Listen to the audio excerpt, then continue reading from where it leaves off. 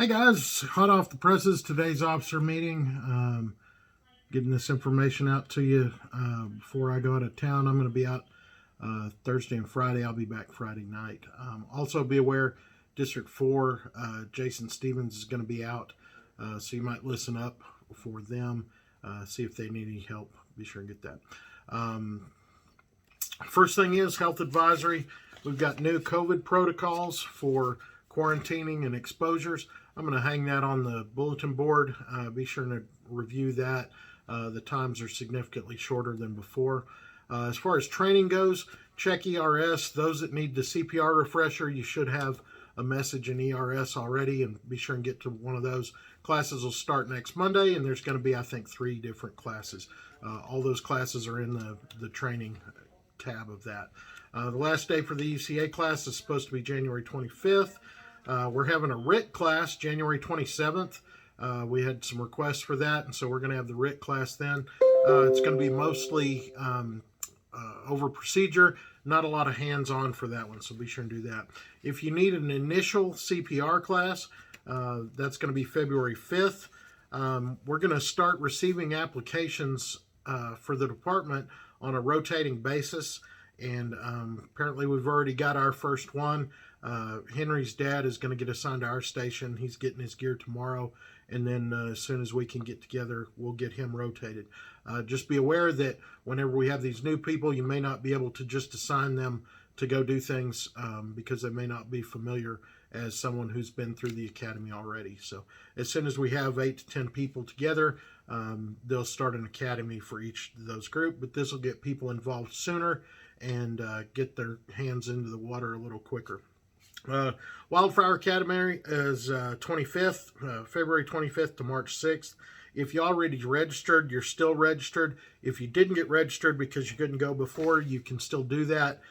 January 15th is the deadline if you want to do that. Red Card Refresher is in February. We haven't set the date yet, but it'll include deployment of shelters and things like that in there. We're going to talk about the awards banquet. We don't have a set time for it yet. I think we're going to try and do it at the same location. We talked about some different dates as soon as I have something set on that. The last officer meeting, we talked about the WAVE app. You know what? Just use the radios you're issued. We only have a couple of licenses. We paid a lot of money for the radio, so use the radio. But be sure that you keep track of it. Keep it secured, locked in your vehicle, locked in your house. Don't leave it laying around for people to steal it, and everything will be fine. For those of you that didn't know, Lieutenant Daniel Blunt has resigned from the department, and so that leaves Station 6 without an officer for now. And Chris Muskaski is out for another couple of weeks with an injury that he got, I believe, at work. And so if you hear something at the prison, Tyson, District 6, let's listen up and help out with that until we get that figured out. If you didn't know, I'm on the Potter County Employee Benefit Board, and Daniel was with me on that, and he resigned that position as well. So Jason Stevens is on that board with me now. And as I sent out in the text message, if you want some hoodies, we're doing a fundraiser with that. They're $35. Just get with me or Jason, and we can get you one of those. If we've got multiple drivers coming to the station and got some other firefighters potentially coming, let's be sure that we divide the drivers up and get trucks en route with people. You know, obviously we want to get the truck en route, get some help on the way, but if we've got another...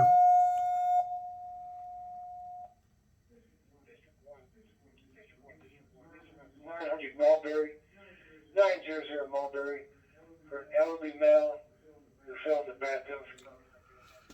Yeah, so if we've got enough trucks, let's be sure that everybody gets a ride. And if you're not and you hear somebody coming and it's someone that has permission to go POV, let's just divert them, tell them, go ahead, grab your gear and meet me on scene if we can. But if we can, at all possible, without putting life or property at risk, let's give the firefighters a chance to get here and let them ride on the truck.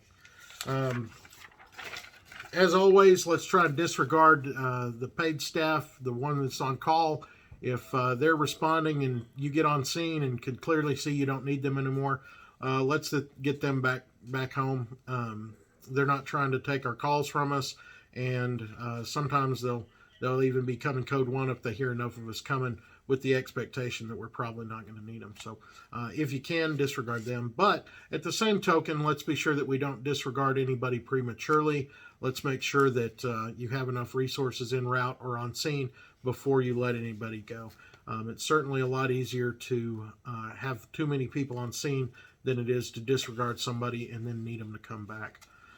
There's some lube here that George has bought. I'm going to put it in the station office. He's asked us to use that once a month on all of the valves. Operate the valve handles, just give it a squirt. It's got some instructions on the back.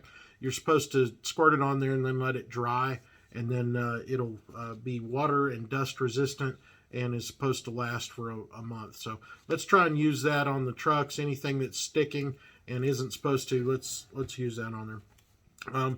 Apparently Fritch has gone through some personnel changes, and we're going to start responding a little bit more with them, especially with District 6 being shorthanded. Let's be sure that we do our best to get along and be respectful of their time and their efforts in coming to help us out with that. I think we're going to have a better relationship with them. And if you find yourself on scene with them, they don't have the new radios yet. They might be going to it at some point with Hutchinson County, but not yet. And so we'll use V-Fire channels if we're going to work with Fritch over there. There's a new tank in Station 2. They're working on the plumbing for it. It doesn't have water in it, but at some point I'm going to be asking for volunteers to take water out to that tank. It's 21,000 gallons, and so it's going to take several trucks to get it filled up. But once that's done, it'll be a great resource for the valley. For truck issues, just so you know, Engine 6 has gone to Station 4. Engine 4 is at Station 6. Pumper 4, as you all know, is here at Station 3. And we believe we've got the antifreeze issue fixed. If anyone adds any antifreeze to Pumper 4, be sure and let me know, because otherwise we think we have that issue fixed. I think that's all I've got. I appreciate all you guys. I love that we have a great response every time we go. We're doing a great job. As usual, keep up the station duties. That's the one place that we probably lack, myself included. So thanks for all you do. If you have any issues, send us a text in the group text, and hopefully we'll see you at the next one. Thanks.